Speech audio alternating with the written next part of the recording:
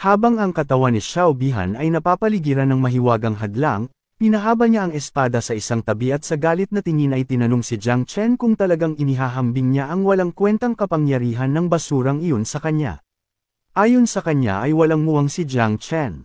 Si Jiang Chen ay nanatiling kalmado at tahimik sa loob ng ilang segundo. Sa sandaling iyon, muling lumitaw ang Little Nine. Nagsimula siyang tumitig kay Xiao Bihan na may masamang hitsura at nagsimulang ngumiti. Habang ang katawan ni Jiang Chen ay napapaligiran ng Little Nine's poisonous mist. Sa kalmadong hitsura ay tinanong niya siya kung talagang inihahambing niya ang kasalukuyang siya sa nakaraan niya. Ang pag-iisip sa ganitong paraan ay talagang walang muwang. Nagsimula siyang mapagod sa kanya at inutusan ang Little Nine na magpakita at bigyan siya ng pambubugbog. Pinahaba niya ang kanyang mga kamay sa gilid at habang ang kanyang katawan ay naglalabas ng malakas na enerhiya, nagsimula siyang sumulong patungo kay Xiao Bihan at nagpas siyang sundin ang utos ni Jiang Chen. Inilagay ni Xiao Bihan ang espada sa harap ng kanyang mukha upang ipagtanggol ang kanyang sarili mula sa pag-atake at sa isang nalilitong hitsura ay nagsimula siyang magtaka kung sino siya. Ang Little Nine ay nagsimulang gumalaw ng napakabilis at nagsimulang umatake sa kanya. Ngunit sinimulan niyang harangan ang mga pag-atake gamit ang espada. Kahit saang direksyon siya umatake, nagawa niyang harangan ang lahat ng pag-atake. Nang makita ito, nagulat si Jiang Chen.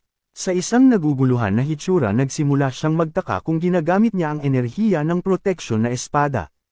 Hindi niya inaasahan na magkakaroon ng ganitong uri ng kakayahan si Xiao Bihan sa sandaling tulad nito.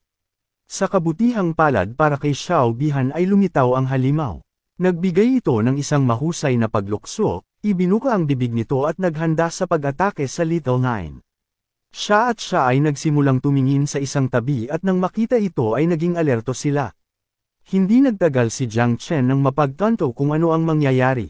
Inabot niya ang kanyang kamay patungo sa kanya dahilan upang magsimulang ilabas ng kanyang kamay ang poisonous mist. Nagsimula siyang tumitig ng husto sa halimaw at nang makitang nagising na rin ito, nagpasya siyang ngayon na ang oras upang ilabas ang lahat ng kanilang kapangyarihan. Inabot niya ang kanyang kamay patungo sa halimaw at ipinatawag ang dalawang dragon na gawa sa poisonous mist at binigyan sila ng utos na sirain si Xiao Bihan at takpan ang Little Nine. Ipinatawag din niya ang maliliit na insekto at sinabi sa kanila na mayroong pinakamataas na kalidad na mabangis na karne ng hayop. Ang unang darating ay ang unang makakain ng hayop. Nang marinig ito, lumitaw sila, nagsimulang sumulong patungo sa kanila at naghanda sa pag-atake. Ngayong lumitaw na ang mga dragon at maliliit na insekto, nagsimulang tumakbo si Little Nine patungo sa kanya at nagsimulang ngumiti. Inilagay ni Xiao Bihan ang magkabilang braso sa harap ng kanyang mukha at naisip na hindi ito maganda dahil naagnas na ang enerhiya ng espada at ngayon ay hindi na siya maaaring magdulot ng pinsala. Lumingon ang halimaw, ibinuka ang bibig nito at nang makitang handa ng umatake ang Little Nine, nagsimulang umungol para balaan si Xiao Bihan tungkol sa pag-atake. Nilapitan siya ng Little Nine at ngayong hindi na niya maharangan ang mga pag-atake, sinimulan niyang tamaan ang magic barrier ng buong lakas. Nagsimulang tumama ang kanyang mga kamao laban sa harang at unti-unti itong hamina. Si Jiang Chen, na nasa malapit, ay nagsimulang manood sa kanila at napagtanto na si Xiao Zhengguo ay pinapabore ng ilang mga apo kaysa sa iba at sa kadahilanang ito ay mas mahirap talunin si Xiao Bihan. Kaysa kay Xiao Yuanwu, nagsimula siyang tumaman ng mas malakas at unti-unting nabasag ang harang. Habang nagniningning ang kanyang mga mata, sinimulan niya itong titigan. Si Xiao Bihan na nasa loob ng barrier ay hindi maiwasang magpawis at magpanik. Kahit na malakas ang harang, sisirain ito ng Little Nine sa pamamagitan ng mga suntok, ilang oras na lang. Kung bago niya kailangan ng 3 segundo, ngayon ay kailangan niya ng hindi hihigit sa 3 minuto. Kasabay nito sa surveillance room, nagsimulang obserbahan ni Yuan Guang ang laban. Ayon sa screen, makikita na mayroong asol na mahiwagang hadlang sa lugar na pumihil sa mga tao sa labas na makakita sa loob. Nang makita ito, napagtanto niya na si Xiao Bihan ay dahado na ngayong inarang ni Jiang Chen ang surveillance. Binigyan niya si Fang Chengyuan ng utos na magsagawa ng manu-manong investigasyon at kung hindi maganda ang sitwasyon, itigil kaagad ang labanan. Siya si Fang Chengyuan, ang dakilang master ng ika-4 na antas ng spatial system. Sumama siya sa kanyang mga daliri at may seryosong itsura ay tumugon sa isang naiintindihan. Sa likod niya ay nakaupo si Gukay Tian, na nakakrus ang mga paa at nakapatong ang ulo sa kamay. Medyo nalilito siya dahil hindi siya makapaniwala na ayaw ng kanilang mga superior na masubitan o mamatay ang apo ni Zheng Guo. Lumingon si Yuan Guang, inilagay ang kanyang mga braso sa likod, at sa mahinahong boses ay ipinaliwanag sa kanya na bagaman totoo iyon, walang nakakaalam kung ano ang mangyayari kung siya ay masubitan o tuluyang mamatay. Hindi niya alam kung handa ba talaga siyang makipaglaban kay Xiao Zhengguo. Tinanong din niya siya kung alam ito ni Commander Duan mula sa distrito ng Jiangnan Zone. Sinimulan siyang tingnan ni Gu Kaitian at nanatiling tahimik na nag-iisip. Nakaramdam ng kanyang tingin, hindi napigilan ni Yuan Guang na magpanik sa isang nalilitong hitsura. Sinabi niya sa kanya na bagamat iniutos niya ang pagbabawal sa paglabas ng anumang impormasyon sa loob ng kampo ng Tanzhou, kapag natapos na ito, malalaman ng mga nakatataas kung ano talaga ang nangyari.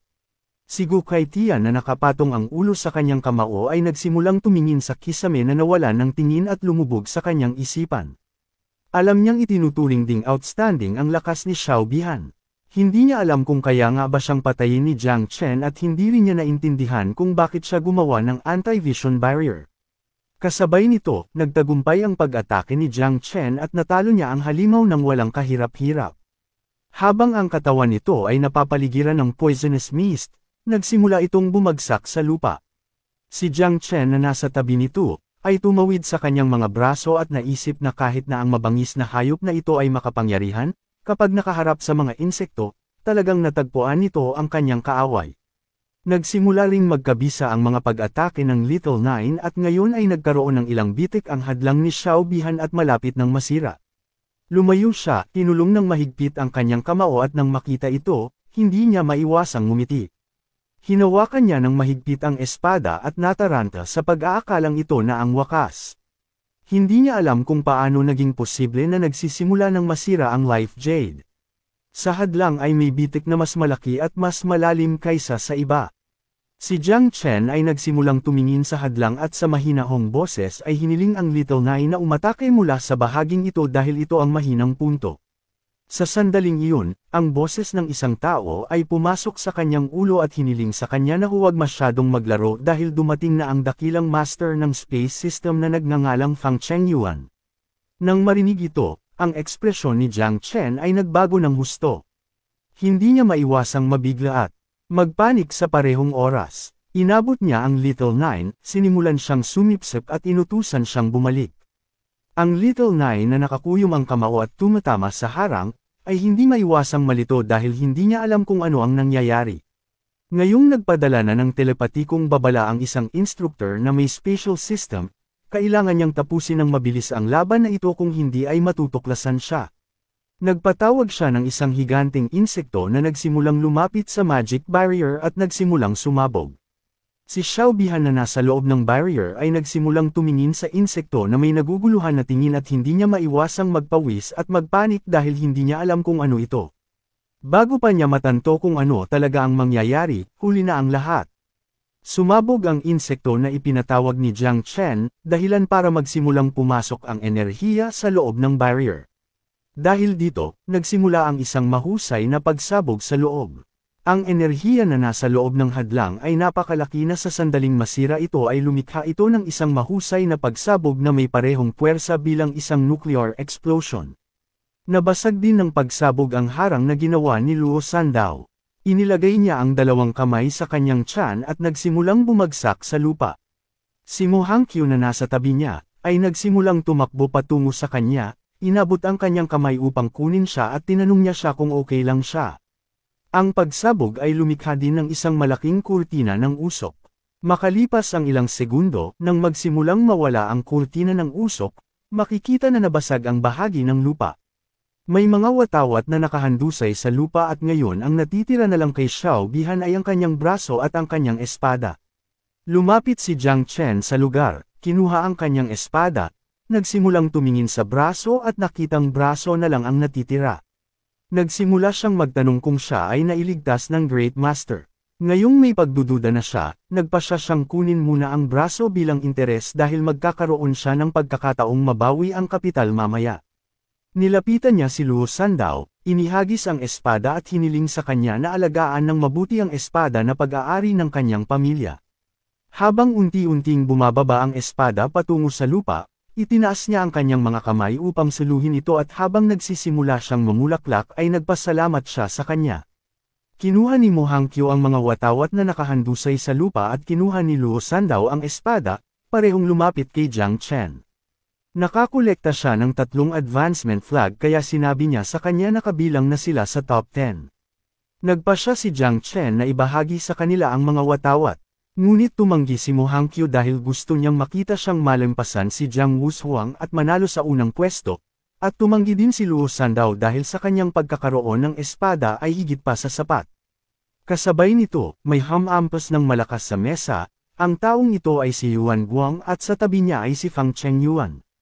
Isinuot niya ang 2 kamay at kung bakit hindi niya nagawang i-teleport si Xiao Bihan sa tamang oras. Sa simula, ipinikit niya ang kanyang mga mata at nanatiling tahimik na nag-iisip, pagkatapos ay binuksan niya ang mga ito at sa mahinahong boses ay ipinaliwanag na ang makamandag na hamog ay masyadong malakas. Ang kanyang espiritual na enerhiya ay halos hindi lumapit dito, wala siyang nakitang malinaw at ang enerhiya ay corroded sa pamamagitan ng lason. Pagkatapos ay nakarinig siya ng pagsabog, sinubukan niyang i-teleport si Xiao Bihan ng buong lakas, ngunit huli na ang lahat. Sinimulan siyang ituro ni Yuan Guang gamit ang kanyang daliri, nagsimulang tumitig sa kanyang mga mata ng masinsinan, at tinanong kung paano posible para sa lason na masira. Ang kapangyarihan ng pag-iisip. Matapos sabihin ito, sinabi niya sa kanya na huwag ay dailan ang kanyang sarili sa responsibilidad. Sa sandaling iyon, may sumigaw ng malakas at inutusan si Yuan Guang na tumahimik. Nang marinig iyon, tumayo siya, tumalikod at may nanginginig na boses ay sinubukang humingi ng tawad. Ang taong ito ay si Gu Kaitian, nagsimula siyang tumitig kay Yuan Guang at sa galit na tingin ay tinanong siya kung alam niya kung bakit siya palaging natigil sa tuktok ng ika-5 pagbabago. Ipinaliwanag niya na ang dahilan ay dahil palagi niyang sinusunod ang makapangyarihan at hindi makapasa sa pagsubok ng puso.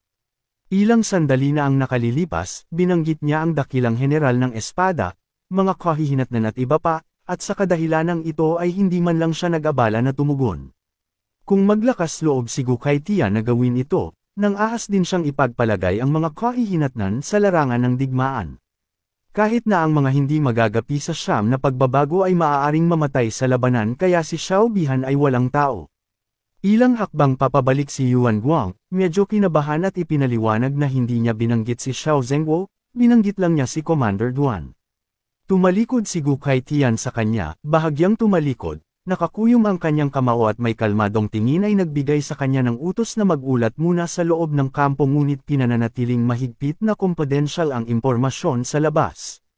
Bukas sa edad na 6 bago matapos ang pagsusuri sa kampo, walang sinumang maalis ang maaaring payagang umalis sa kampo, kabilang si Xiao Bihan.